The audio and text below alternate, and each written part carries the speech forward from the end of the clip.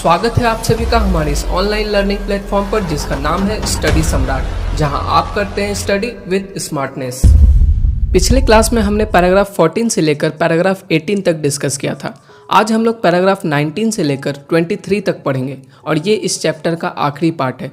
तो आइए ज़्यादा देर ना करते हुए शुरू करते हैं आज की class.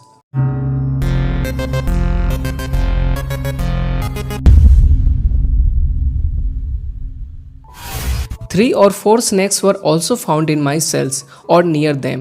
News of one of them got out, and there were headlines in the press. As a matter of fact, I welcomed the diversion. मेरे तहखाने या उसके आसपास 3-4 सांप भी पाए गए थे। उनमें से एक की खबर बाहर पहुंच गई और समाचार पत्रों में मुख्य खबर में छपी। तथ्यात्मक रूप से मैंने इस मनोरंजन को स्वीकार किया। Prison life is dull enough, and everything that breaks through the monotony is appreciated. Jail का जीवन काफ़ी नीरस होता है और हर वो चीज़ जो नीरसता से बाहर निकाल दे उसकी सराहना होती है।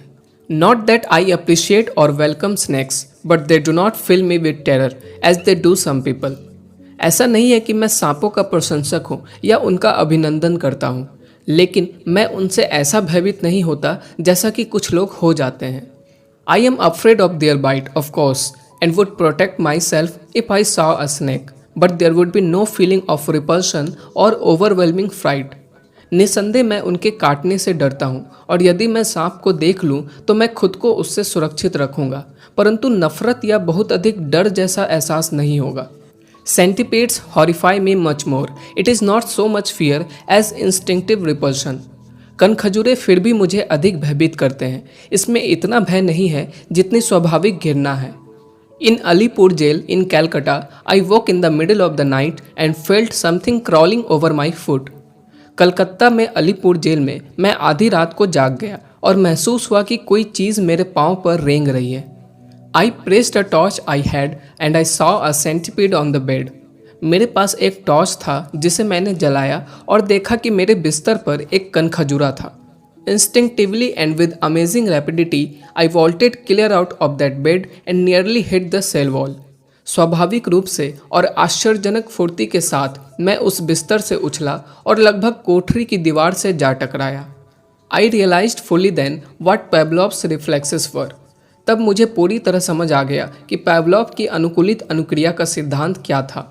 जो साइंस के स्टूडेंट्स नहीं है, आपको मैं बता दूं कि यहाँ पर नेहरू जी एक रशियन फिजियोलॉजिस्ट की बात कर रहे हैं जिनका पूरा नाम है इवान पेट्रोविच पैवलोव, जिन्होंने इस सिद्धांत को पूरी दुनिया से रूबरू कराया था। चलिए अब आगे बढ़ते हैं। In Dehradun I saw a new animal or rather an animal which was new to me.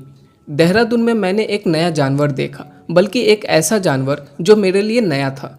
I was standing at the jail gate talking to the jailer when we noticed a man outside carrying a strange animal. मैं jail के gate पर खड़ा jailer से बातें कर रहा था, तभी हमने बाहर एक आदमी को एक विचित्र जानवर को ले जाते हुए देखा। The jailer sent for him and I saw something between a lizard and a crocodile about 2 feet long with claws and a scaly covering. Jailer ने उसे बुलवाया और मैंने देखा कि वह छिपकली और मगरमच्छ के बीच का कोई प्राणी था, लगभग 2 फुट लंबा, नुकीले पंजों व पपड़ीदार त्वचा वाला। This animal, which was very much alive, had been twisted round in a most peculiar way, forming a kind of knot, and its owner had passed a pole through this knot and was merrily carrying it in this fashion.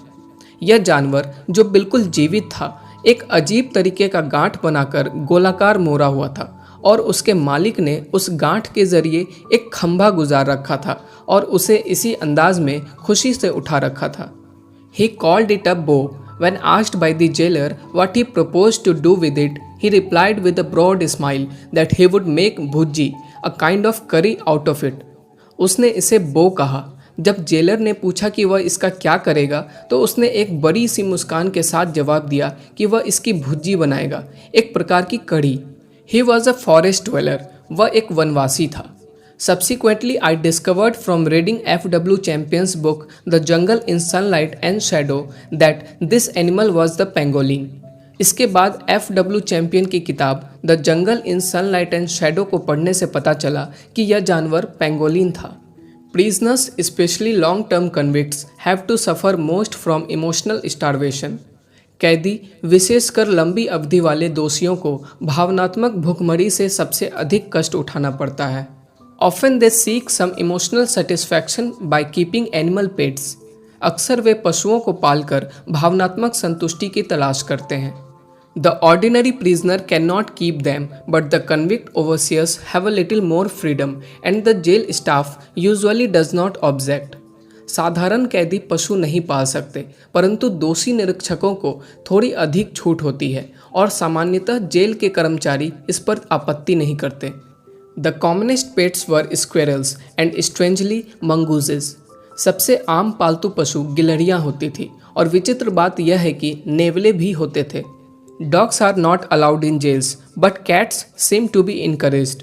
Jail में कुत्ते रखने की अनुमति नहीं है, परंतु लगता है कि बिल्लियां पालने को प्रोत्साहन दिया जाता है। A little kitten made friends with me once. It belong to a jail official and when he was transferred he took it away with him. एक बार एक छोटे से बिल्ली के बच्चे ने मुझसे दोस्ती कर ली। वह एक जेल अधिकारी का था और जब उसका तबादला हुआ तो वह उसे अपने साथ ले गया। I missed it. Although dogs are not allowed, I got tied up with some dogs accidentally in Dehradun. मुझे उसकी याद आती थी, हालांकि कुत्तों को रखने की अनुमति नहीं है। देहरादून में धोखे से मैं कुछ कुत्तों के साथ फंस गया। A jail official had brought a bitch and then he was transferred and he deserted her।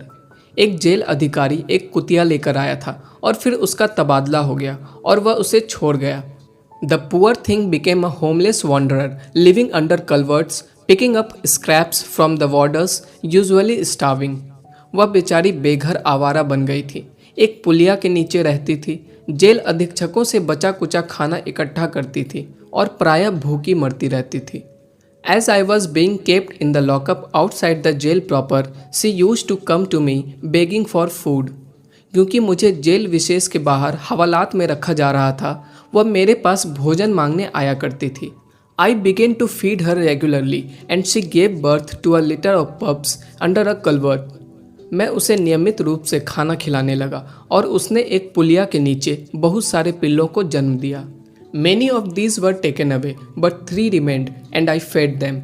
इनमें से कईयों को ले गए, लेकिन 3 बचे रह गए और मैं उन्हें भोजन कराता था। One of the puppies fell ill with a violent distemper and gave me a great deal of trouble।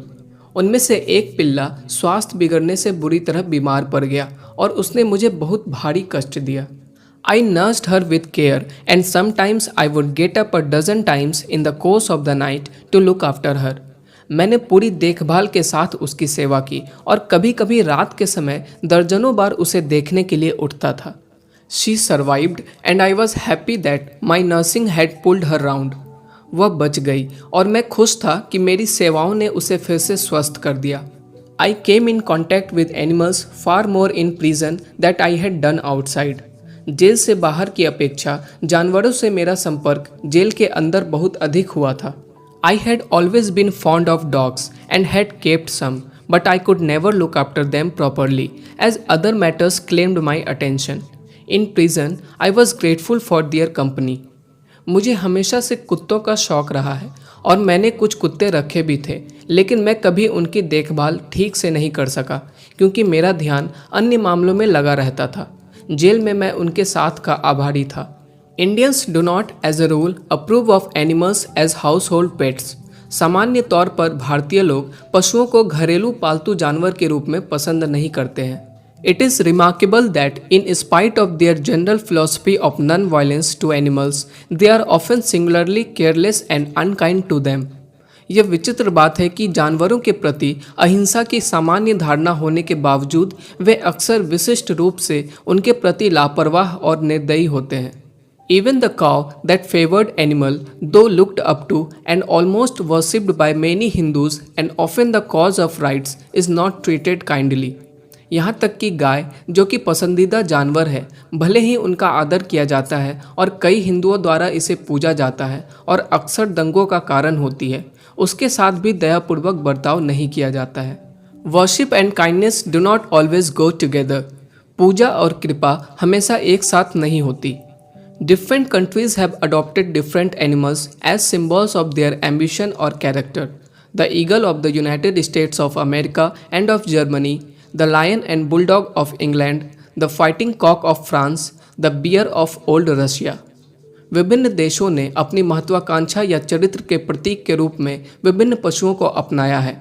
संयुक्त राज्य अमेरिका और जर्मनी का गरुड़, इंग्लैंड का शेर और बुलडॉग, फ्रांस का लड़ाकू मुर्गा, प्राचीन रूस का भालू। How far do this patron animals mould national character? ये सभी संरक्षक पशु किस हद तक राष्ट्रीय चरित्र को रूप प्रदान करते हैं? Most of them are aggressive fighting animals, beast of prey. इनमें से ज़्यादातर पशु आक्रामक, जानवरों से लड़ने वाले जंगली शिकारी हैं। It is not surprising that the people who grow up with these examples before them should mold themselves consciously after them and strike up aggressive attitudes and roar and prey on others.